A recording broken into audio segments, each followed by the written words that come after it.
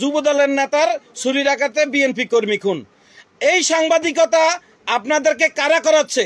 আপনাদের পিছনে কে? কোন স্বাধীনতা বিরোধী শক্তি, কোন রাজাকার, কোন আলবদল আপনাদেরকে টাকা পয়সা দেয় বিএনপিকে সন্ত্রাসী হিসাবে প্রতিষ্ঠিত করার জন্য, বিএনপিকে খুনি সংগঠন হিসাবে প্রতিষ্ঠিত করার জন্য আপনাদেরকে কারা মদত দিচ্ছে?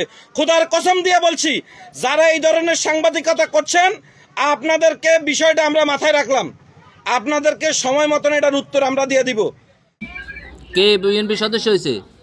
হ্যাঁ, অরিজিনাল বিএনপি, এটা জন্মসূত্র বিএনপি। কে ইউসুফ না আনোয়ার? হ্যাঁ, আনোয়ার জন্মসূত্র বিএনপি, যেটা মারা গেছে আর কি। হ্যাঁ, বিএনপি সদস্য হয়েছে কেন?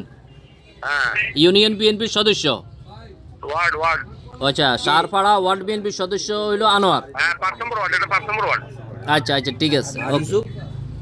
আর ইউসুফ যুবদলের নেতা, যুবদলের সমর্থক আর কি। এখন তো কিছু হয় না যুবদলে। 5 আগস্টের পরে একটি কুচক্রী মহল বিএনপিকে চাঁদাবাজ হিসাবে, বিএনপিকে খারাপ হিসাবে প্রতিষ্ঠিত করার জন্য উঠে পড়ে লেগেছে। আজকে আমি সকালে যখন ফেসবুকটা খুললাম তখন দেখলাম যে রামগঞ্জ প্রেস ক্লাবের সভাপতি, উনার নাম হচ্ছে যে আবু তাহের, উনি পোস্ট দিয়েছে যে রামগঞ্জে যুবদল নেতার ছুরিরাঘাতে বিএনপির কর্মীর মৃত্যু। আমি ওই সাংবাদিককে বলতে চাই, আবু তাহেরকে বলতে চাই, আপনি কিভাবে জানলেন যে যিনি মারছে তিনি বিএনপি এবং যিনি মরছে তিনি বিএনপি, যিনি মারছে তিনি যুবদল করে? মারা গেছে উনি বিএনপি করতে,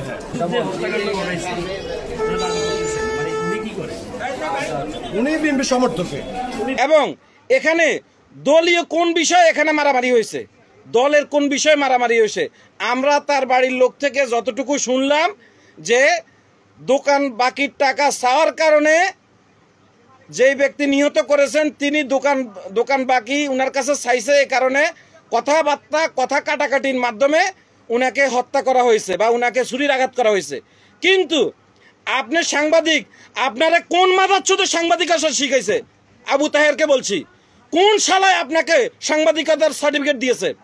এখানে দোকান বাকিকে কেন্দ্র করে অথবা তাদের মধ্যে কথা কাটাকাটিকে কেন্দ্র করে এখানে একটা হত্যার ঘটনা ঘটেছে। আমরা হত্যাকারীর দৃষ্টান্তমূলক শাস্তি চাই।